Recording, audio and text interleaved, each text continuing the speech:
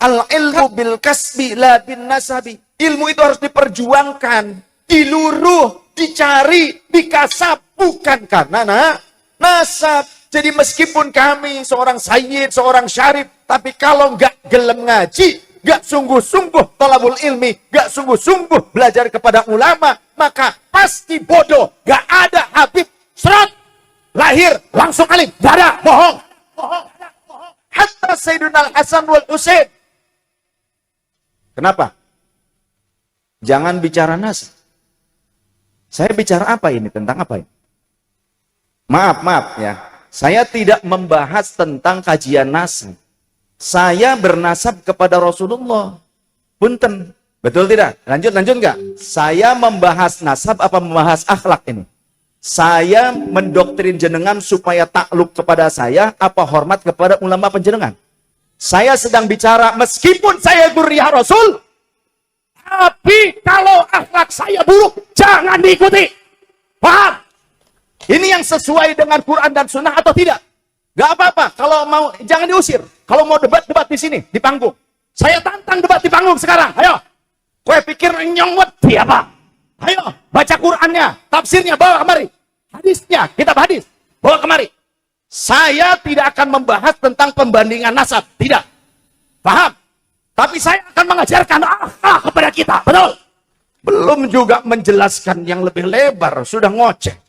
Gak usah diusir, gak apa-apa. Kalau perlu, bawa ke panggung sini. Akan saya ajak untuk dialog ilmiah. Kalau tidak bisa dialog ilmiah, tidak bisa baca tafsirnya, tidak bisa baca syarah hadisnya, berarti kamu sudah fanatik buta. Saya ingin mengangkat derajat harkat para ulama, para kiai setempat. Panjenengan bisa ngaji Quran karena siapa? Karena saya apa? Karena kiai-kiai. Jenengan bisa sholat karena saya turunan Rasul. Apa? Karena kiai-kiai.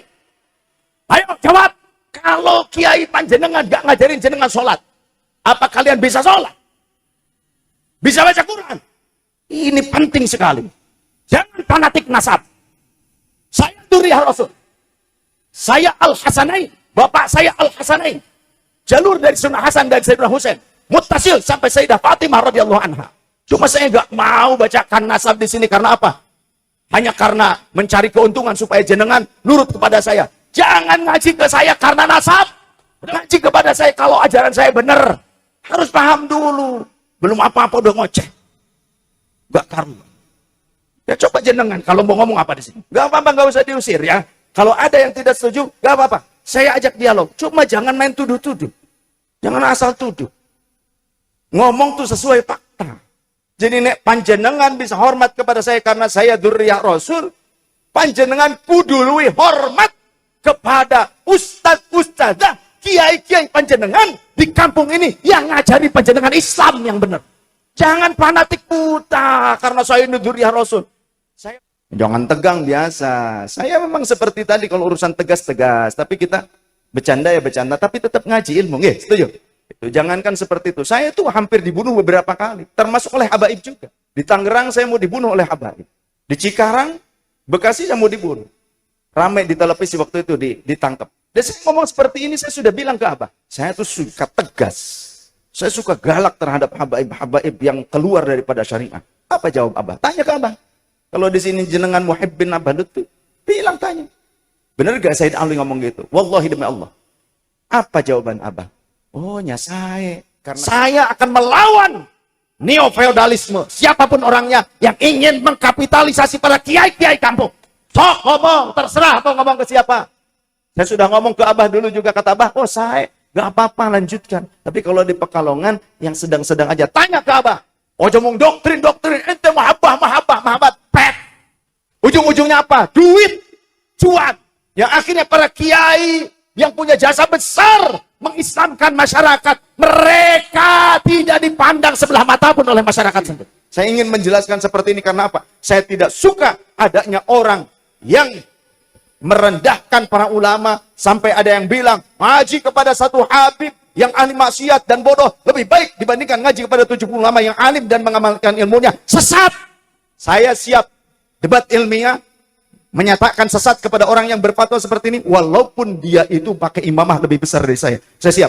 Ayo pakai referensinya. Mau ayat Quran yang mana, tafsirnya tafsir apa, kemudian hadits yang mana, kemudian syarah hadits yang mana.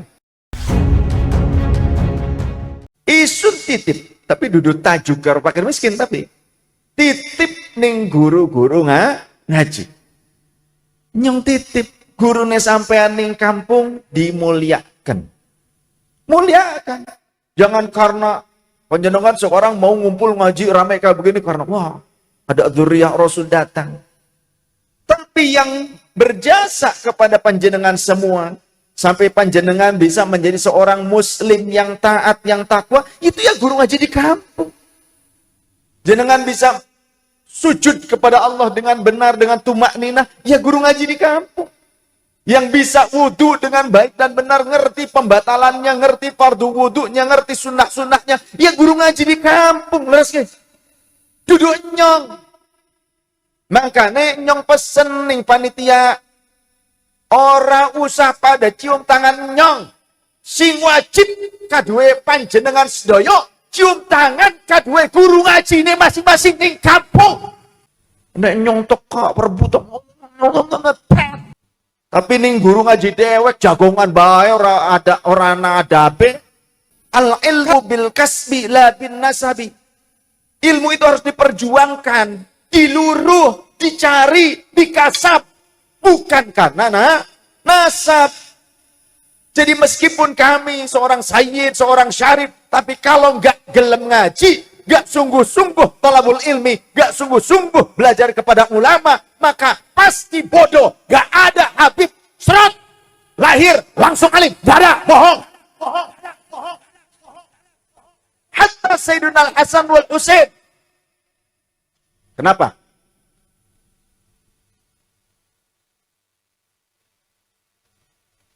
Jangan bicara nas.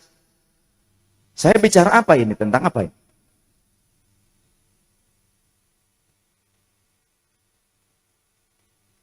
Maaf ya. Saya tidak membahas tentang kajian nas. Saya bernasab kepada Rasulullah. Punten. Ya. Betul tidak? Lanjut enggak? Saya membahas nasab apa membahas akhlak ini? Saya mendoktrin jenengan supaya takluk kepada saya apa hormat kepada ulama penjenengan? Saya sedang bicara meskipun saya dzurriyyah Rasul, tapi kalau akhlak saya buruk, jangan diikuti. Paham? Ini yang sesuai dengan Quran dan Sunnah atau tidak? Gak apa-apa. Kalau mau, jangan diusir. Kalau mau debat di sini, di panggung. Saya tantang debat di panggung sekarang. Ayo. Ya. Kowe pikir nyong wedi apa? Ayo, baca Qur'annya, tafsirnya bawa kemari. Hadisnya, kitab hadis, bawa kemari. Saya tidak akan membahas tentang pembandingan nasab, tidak. Paham? Tapi saya akan mengajarkan akhlak kepada kita, betul? Belum juga menjelaskan yang lebih lebar, sudah ngoceh. Gak usah diusir, gak apa-apa. Kalau perlu, bawa ke panggung sini. Akan saya ajak untuk dialog ilmiah. Kalau tidak bisa dialog ilmiah, tidak bisa baca tafsirnya, tidak bisa baca syarah haditsnya, berarti kamu sudah fanatik buta. Betul? Saya ingin mengangkat derajat harkat para ulama, para kiai setempat. Betul? Panjenengan bisa ngaji Quran karena siapa? Karena saya apa? Karena kiai-kiai. Jenengan bisa sholat karena saya turunan Rasul. Apa? Karena kiai-kiai. Ayo jawab. Kalau kiai panjenengan gak ngajarin jenengan sholat, apa kalian bisa sholat? Bisa baca Quran? Ini penting sekali. Jangan fanatik nasab. Saya dzurriyyah Rasul. Saya Al-Hasanain, bapak saya Al-Hasanain. Jalur dari Sunnah Hasan dan Sayyidina Husain, muttasil sampai Sayyidah Fatimah radhiyallahu anha. Cuma saya nggak mau bacakan nasab di sini karena apa? hanya karena mencari keuntungan supaya jenengan nurut kepada saya. Jangan ngaji ke saya karena nasab. Betul. Ngaji kepada saya kalau ajaran saya benar. Harus paham dulu. Belum apa-apa udah ngoceh. Gak karu. Ya coba jenengan kalau mau ngomong apa di sini. Gak apa-apa, gak usah diusir ya. Kalau ada yang tidak setuju, gak apa-apa. Saya ajak dialog. Cuma jangan main tuduh-tuduh. Jangan asal tuduh. Ngomong tuh sesuai fakta. Begitu dong. Kenapa saya bilang muliakan ulama kiai-kiai panjenengan? Hadits Rasul SAW. Kata siapa? Kata siapa? Rasulullah. Kata baginda Rasul SAW. Laisa minna. Bukan kelompok kami. Oh, berarti nggak diaku jadi umat Nabi. Laisa minna. Man lam yujilla kabirana. Bukan kelompok kami, kata Rasul. Bukan umatku. Orang yang tidak hormat kepada orang yang lebih tua. Betul. Kemudian juga yang tidak wayarham saghirana. Yang tidak menyayangi orang yang lebih kecil, yang lebih muda di antara kita.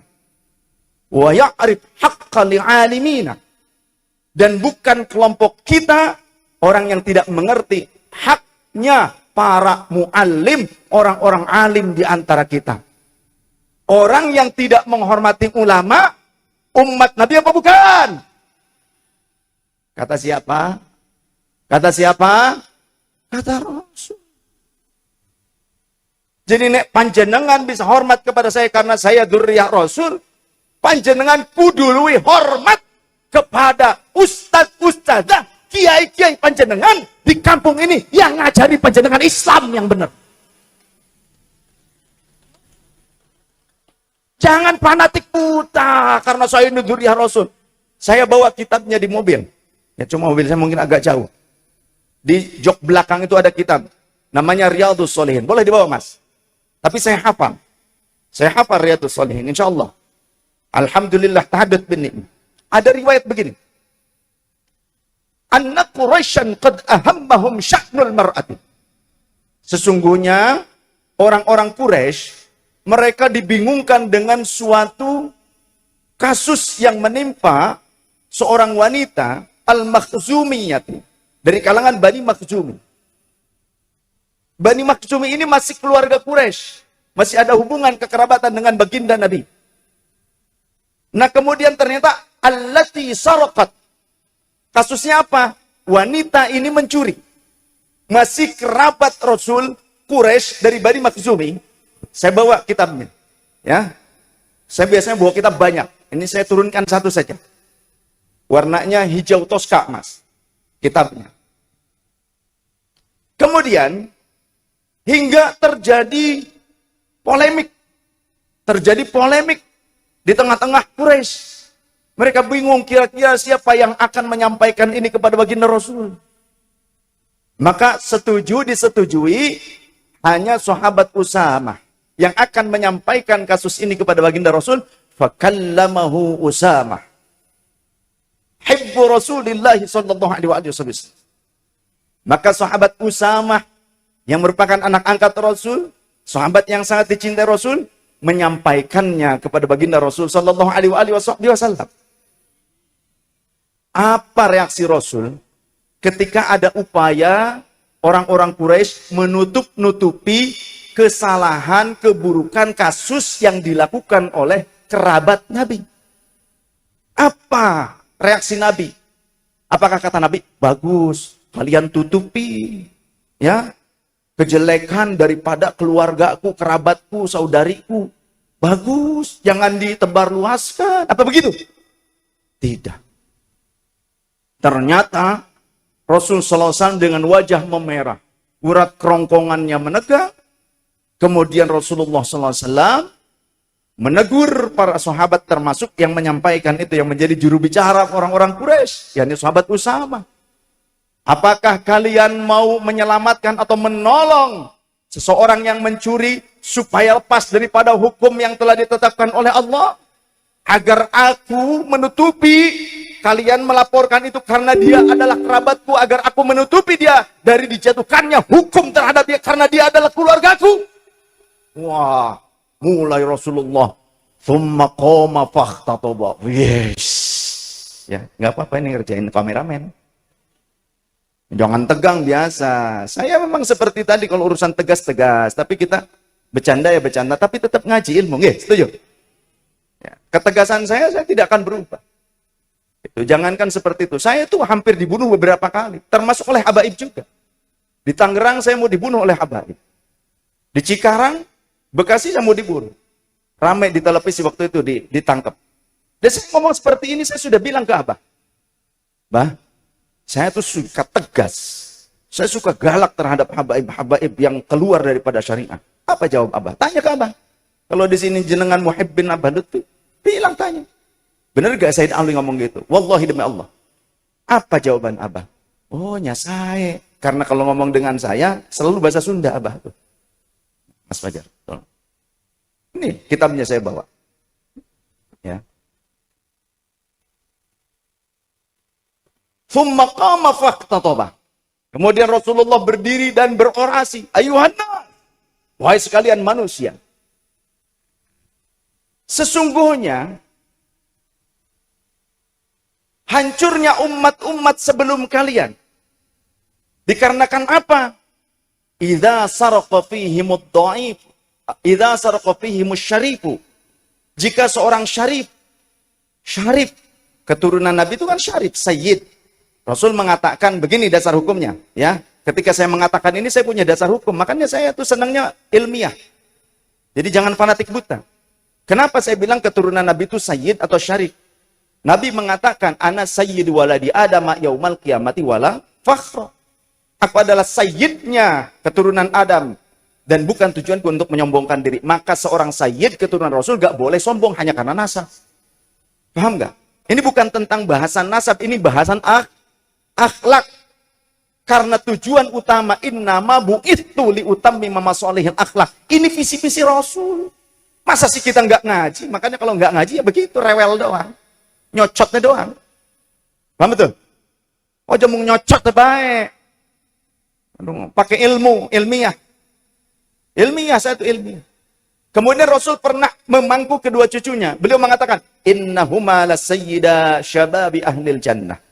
Sesungguhnya kedua cucu ini, Sayyidina Hasan wal Husain radhiyallahu anhuma adalah sayyidnya para pemuda penghuni surga. Jare sopo. Jare sopo. Baginda Rasul nyebut sayyid, itu kata siapa? Rasulullah. Dua cucunya disebut sayyid oleh siapa? Rasulullah. Paham. Makanya ngaji. Hadisnya ada. Sok mau kitab apa dengan saya? Hayo. Fathul Bari 15 jilid. Hayo. Umdatul Qari. Hayo. Mau apa? Ad-Dibaj Syarah Minhaj. Ad-Dibaj Syarah Sahih Muslim. Hayo. Ada. Ya. Dan saya pernah debat dengan dosen Ummul Qura tahun 2017 di Mekah.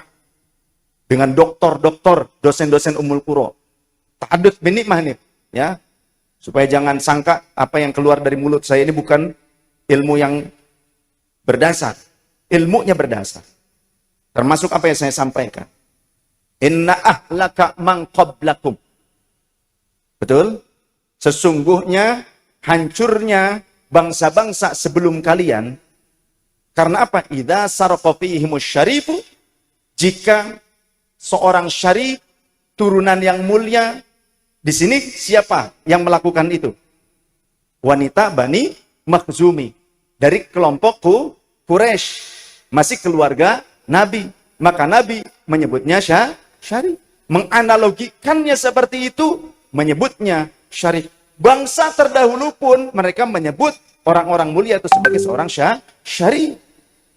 Makanya di kita yang datang termasuk Kanjeng Sinun Sunan Gunung Jati disebut Syarif Hidayatullah. Namanya Sayyid Hidayatullah. Syarif itu gelar. Kemudian juga ada rekannya yang dijadikan mantu. Namanya Syarif Abdurrahman Al-Hasani.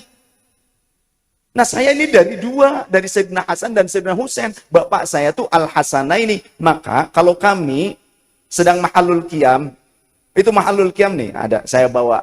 Ya. Saya bawa munsyid Kalau di kami, itu seperti itu, Jaddal Hasanaini. Karena apa? Kalau Jaddal Husaini berarti kakek dari Imam Husain saja. Tapi ketika Jaddal Hasanaini, kakek dari dua anak laki-laki yang memiliki nama yang artinya bagus keduanya. Hasan, kalau dua, Hasanaini. Paham ya? Nah, karena apa? Karena ayah saya itu dari dua jalur, dari Al-Hasani dan Al-Husaini. Jadi kalau istilahnya ini jangan membahas nasab, apa urusannya dengan saya? Bukan kapasitas saya, betul tidak? Saya dari awal tidak membahas nasab. Urusannya akhlak. Ini sedang mencambuk diri sendiri. Atau bahkan jika ada di antara panjenengan, ada habaib, ada syarifah, ada syarif, ada sayyid, ada sayyidah, habibah. Kemudian merasa tidak senang dengan apa yang saya ajarkan, proteslah kepada Allah dan Rasulullah. Gitu aja, udah simpel gitu, betul? Kenapa Rasulullah mengatakan itu di dalam hadis yang sahih diriwayatkan? Atau ada yang berani, karena ini hadisnya derajatnya muttafaqun alaih, betul? Muttafaqun alaih artinya disepakati kesahihannya oleh Imam Bukhari dan Imam Muslim. Ada gak yang berani protes ke Imam Bukhari? Kalau ada yang mau, nanti saya bawa ke Bukhara, ke Rusia. Ya, September dengan saya ajak nanti bawa masuk koper saya. Tuman. Oh, saya ngomong gini di mana aja. Waktu itu di Tegal, di mana di tempat Mas Mungtoha, habaib banyak di sini. Saya baca begini, biasa. Saya sampaikan, kalau dia tidak punya penyakit hati, tetap dia terima kasih ketika dia mendengar saya menyampaikan ini. Karena sama-sama saudara. Tapi kalau orang yang punya penyakit hati, dia tidak akan senang saya menyampaikan ayat Quran dan ataupun hadits Rasul sallallahu alaihi wasallam. Betul? Pengennya kiai-kiai ini harus tunduk patuh. Kalau diminta apa-apa harus ngasih. Saya akan melawan neo-feodalisme. Siapapun orangnya yang ingin mengkapitalisasi para kiai-kiai kampung. Sok ngomong, terserah mau ngomong ke siapa. Saya sudah ngomong ke Abah dulu juga, kata Abah, oh saya gak apa-apa lanjutkan. Tapi kalau di Pekalongan yang sedang-sedang aja, tanya ke Abah. Nih si Alwi. Wallahi, saya sudah pernah ngomong seperti itu. Jadi kalau jenengan merasa, oh kenapa ini kok sayyid tapi kok begini seolah-olah ya merendahkan apa? Saya sedang mengajarkan akhlak. Tujuan utama Rasul visi misinya apa? Liutammima masalihin akhlak. Kalau ada kata innama seolah-olah tidak ada yang lain tujuan Rasul. Innama hanya satu seolah-olah. Makanya belajar ilmu balaghah, ilmu mantik, belajar. Ojo mung terjemahan bae sira. Ojo mung doktrin ente mahabbah pet. Ujung-ujungnya apa? Duit, cuan. Yang akhirnya para kiai yang punya jasa besar mengislamkan masyarakat, mereka tidak dipandang sebelah mata pun oleh masyarakat sendiri. Saya sudah ngomong kok ke Abah begitu. Ya. Tadi juga ketemu di rest area dengan Mas ini apa? Fotografernya Abah yang biasa di rumah Abah. Mas Dul. Biasa. Enggak ada urusan pembahasan nasab. Ini membahas akhlak dan visi misi utama Rasulullah. Innama bu'ittu liutammima masalihin akhlak. Kenapa? Karena saya merasa saya belum bagus akhlak saya. Saya ingin terus mengingat apa yang menjadi ajaran Sayyidina Muhammad. Karena kalau umat ini nggak diajarkan dari dasarnya, dari asalnya, dari referensinya, sudah banyak yang jadi Wahabi, ada yang jadi ateis, ada yang jadi teroris. Karena apa? Nggak pakai landasan hukum yang jelas, betul tidak? Tapi mantan-mantan teroris ngaji ke Gus Baha karena referensinya benar, akhirnya mendeklarasikan Jamaah Islamiyah bubar dan kami kembali ke pangkuan NKRI. Oh, karena apa? Ngaji ning kiai. Paham? Saya, guru-guru saya yang habaib ya banyak. Yang kiai-kiai ya banyak. Yang sayyid, yang syarif juga banyak guru-guru saya. Ya. Yang biasa saja, yang tidak punya nasab darah kepada Rasul, tapi punya nasab ilmu kepada Rasul. Para ulama, para kiai, saya berguru kepada mereka. Dan saya tetap harus ta'zim kepada mereka. Ngapunten, yai saya berdiri. Saya ingin menjelaskan seperti ini karena apa? Saya tidak suka adanya orang yang merendahkan para ulama sampai ada yang bilang ngaji kepada satu habib yang ahli maksiat dan bodoh lebih baik dibandingkan ngaji kepada 70 ulama yang alim dan mengamalkan ilmunya. Sesat. Saya siap debat ilmiah menyatakan sesat kepada orang yang berfatwa seperti ini, walaupun dia itu pakai imamah lebih besar dari saya. Saya siap. Ayo pakai referensinya. Mau ayat Quran yang mana, tafsirnya tafsir apa, kemudian hadis yang mana, kemudian syarah hadis yang mana. Tidak ada sejak zaman Rasulnya pernyataan seperti itu. Hadis yang menyatakan ngaji kepada satu habib yang bodoh, yang ahli maksiat lebih baik dibandingkan ngaji kepada 70 ulama yang alim dan mengamalkan ilmunya. Tidak ada. Ini saya nyatakan sesat. Oh, saya berani di mana-mana saya ngomong begini. Ayo kita buktikan secara ilmiah, gitu aja. Ini kata Rasul tadi, inna ahlaka man qablakum. Sungguhnya hancurnya bangsa-bangsa sebelum kalian. Karena apa? Idza sarqa fihimus syarif. Kalau ada seorang syarif, saya ini leluhur saya ini syarif. Ada yang namanya Syarif Makhdum Hussein, ada yang namanya Syarif Hidayatullah, ada yang namanya Syarif Abdurrahman. Itu leluhur saya pancar dari laki-laki. Dari ayah saya, bukan dari perempuan. Dari nenek ada, dari kakek ada. Makanya kenapa saya bilang dari Al-Hasanain. Kakek saya, ayahnya bapak, itu seorang syarif. Nenek saya, ibunya bapak, syarifah. Bapak saya, syarif. Ya, masa saya bukan? Terserah mau disebut apa kek, mau sebut entong kek, kacung kek, terserah. Ya, itu cuma panggilan. Panjenengan mau hormat ke saya, cinta ke saya, ataupun enggak, mau benci, terserah jenengan. Tidak berpengaruh buat saya. Enggak bikin saya kaya, betul. Kecuali saya nipu panjenengan, mungkin saja, gitu kan. Dengan nama syarif, gitu kan.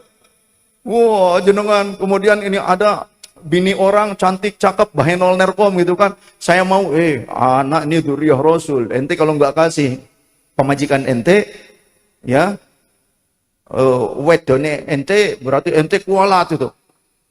Itu namanya feodalisme. Ya, doktrin feodalisme. Jenengan tuh mau jadi budak belian, hamba sahaya, apa mau jadi jelma merdeka? Mau jadi manusia merdeka, apa mau jadi hamba sahaya? Saya mau tanya itu dulu. Kalau mau jadi hamba sahaya, berarti nanti saya menyampaikan doktrin, begitu. Kalau mau doktrin, saya pulang, nggak jadi. Saya nggak mau doktrin. Saya maunya ilmu, betul.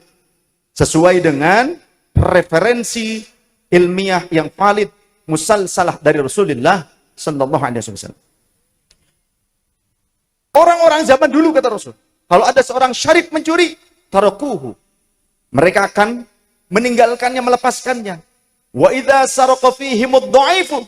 Tapi kalau orang biasa, kaum marginal, masyarakat biasa, bukan syarif, bukan keluarga terhormat, bukan dari keturunan para nabi, para rasul, ataupun dari keluarga pejabat. Bukan. Orang biasa, masyarakat biasa, umat biasa saja yang mencuri. Aqamu alaihil hadda. Betul? Kalimatnya ada. Ya, kalimatnya nih. Nih. Aqamu alaihil hadda. Wa aimullahi. Demi Allah, kata Rasulullah. Lau anna Fatimata binta Muhammadin sarakat laqata'tu yadaha. Kata Rasul. Ya. Coba, Mas, ini kalau barangkali dianggapnya ini kan sudah disetting. Cari tim hadroh, suruh baca yang ini, kalimatnya. Yang mana aja terserah, tim hadroh yang bisa baca, Karena gundul ini kalau nggak bisa baca berarti kudu ngaji maning sirah. Ya. Katon, endi sing bisa baca, endi sing ora bisa baca. Ojo mung hadrohan bae, kudu ngaji. Siap. Siap. Wa aimullahi. Demi Allah. Lau anna Fatimah binta Muhammadin sallallahu alaihi wasallam sarakat. Andaikan Fatimah binta Muhammad, putriku sendiri yang mencuri, laqata'tu yadaha. Pakai lamnya lam taukid, bukan la nafi. Lamnya pendek. Laqata'tu yadaha. Pasti aku akan memotong tangannya dengan tanganku sendiri. Ya. Ini janji Rasulullah. Artinya apa? Rasulullah itu ingin menerapkan tentang keadilan di depan hukum. Semua orang sama, mau syarif, mau bukan. Kalau nyuri, ya harus diproses hukum. Betul? Termasuk kalau melakukan tindakan zalim, saya sering mendapatkan keluhan dari para kiai yang mereka dipalakin, mereka itu ditekan supaya apa? Memenuhi kebutuhan orang-orang yang mengaku dirinya sebagai keturunan Nabi, tapi perilakunya tidak mencerminkan akhlak Nabi, bahkan mereka melakukan kezaliman kepada para kiai, para ustadz, kepada masyarakat. Termasuk di Cirebon, isi orangnya diambil. Iya. Oh, saya langsung datang ke sana. Yang jadi munsyidnya Habib, keponakan si pelaku. Saya ngomong, itu pamanmu, kata saya. Oh, saya ngomong tegas. Ya. Mau siapapun, itu tidak boleh menzalimi orang lain. Mau Habib ke mau bukan, nggak boleh. Sok ulama mana yang membolehkan melakukan kezaliman? Emang kita nih orang Islam ngikutin siapa? Yang ngikutin Rasul. Ya makanya ngajilah dari kitab-kitab sunan, dari kitab-kitab sunnah-sunnah Rasul, dari ashabus sunan. Ngaji dari akhlak para ahlul bait qurun awal. Al-Imam Ali Zainal Abidin, Al-Imam Hasan, Al-Imam Husain, Al-Imam Ali bin Abi Thalib. Ngaji dari mereka. Ummu Fatimah radhiyallahu anha, bagaimana akhlak mereka luar biasa. Jadi jangan mengkapitalisasi umat hanya karena ngaku-ngaku turunan Nabi. Jadi saya tidak sedang membahas tentang masalah ini nyambung apa tidak, bukan. Tapi tentang akhlak yang diajarkan oleh baginda Nabi SAW, termasuk yang seringkali dikamuflase atau seringkali dihapuskan di hadapan masyarakat. Karena apa? Saya pernah menyampaikan hadis ini dulu di Cikarang. Ada seorang bos kontraktor murid saya. Waktu itu ada beberapa habaib yang juga dekat dengan saya, termasuk yang dari Madura. Ya. Ketika saya yang tausiah dengan Kiai Toifur, saya menyampaikan ini apa adanya hadapan para habaib, termasuk dengan Habib Syekh. Munsyidnya Habib Syekh waktu itu. Saya yang tausiah dengan Kiai Toifur. Lalu beres ngaji, ada teman saya lebih tua dari saya, lebih tua, habaib. Wih, katanya, kenapa ente sampaikan hadis itu kepada masyarakat? Emang kenapa, Bib? Itu ya jangan katanya. Loh, kenapa kok jangan? Kan ini kan hadisnya muttafaqun alaih. Katanya ghalil adab. Ini kurang adab katanya. Kalau begitu apa antum berani menyampaikan bahwa Imam An-Nawawi, pengarang Riyadhus Shalihin, Imam Bukhari, Imam Muslim juga tidak beradab karena meriwayatkan hadis itu? Ayo, jawab. Gak bisa jawab akhirnya. Bingung. Ya sudah, wes mangan baiklah. Wes badok bareng lah gitu kan. Akhirnya makan bareng. Itu teman saya tapi lebih tua. Memang saya ini gaulnya dengan yang lebih-lebih tua memang biasa. Jadi kalau orang yang memang punya penyakit hati tidak akan senang disampaikan ini. Tapi kalau orang ingin mencari kebenaran, dia akan terenyuh hatinya, bahkan mungkin menangis karena mendengar, ya Allah, mungkin saya belum bisa membahagiakan baginda Rasul. Mungkin saya membuat sedih Rasulullah selama ini. Mungkin saya dikenal oleh orang sebagai dzurriyyah Rasul. Saya itu sering merenung seperti itu. Orang mungkin mengenal saya sebagai dzurriyyah Rasul, keturunan Rasul, tapi mungkin akhlak saya belum seindah apa yang diinginkan oleh Rasul. Doakan saya. Doakan saya. Serta keluarga, anak-anak saya, dzurriyyah saya. Agar bisa membuat bangga Rasulullah SAW. Membuat Rasulullah senang dengan saya mengikuti jejak langkah Rasul. Mengikuti akhlak mulia sang Rasul. Mengikuti Al-Imam Hasan wal Husain radhiyallahu anhuma. Mengikuti akhlak indahnya keluarga Rasul. Yang mereka mungkin pastinya melihat perilaku saya. Karena Rasul menyatakan, tu'raduna alayya a'malukum. Perbuatan kalian akan diperhatikan, diperlihatkan kepada aku.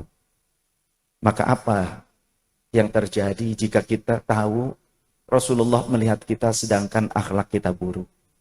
Rasul ketika beliau menjelang wafatnya, ketika sakaratul maut, apa yang dikatakan oleh Rasul? Ummati. Ummati, kaifa li ummati. Rasul begitu cinta pada panjenengan umatnya. Bahkan sebelum kita lahir, panjenengan lahir nih sebelumnya, jauh dulu Rasul ada dalam hadisnya. Rasul ngumpul dengan para sahabat, merindukan kekasihnya. Siapa? Apakah kalian sahabatku? Yang kurindukan bukan kalian, siapa? Orang-orang sepeninggalku. Mereka lahir jauh setelah aku wafat, tapi mereka terus mencintaiku dan mengamalkan sunnah-sunnah.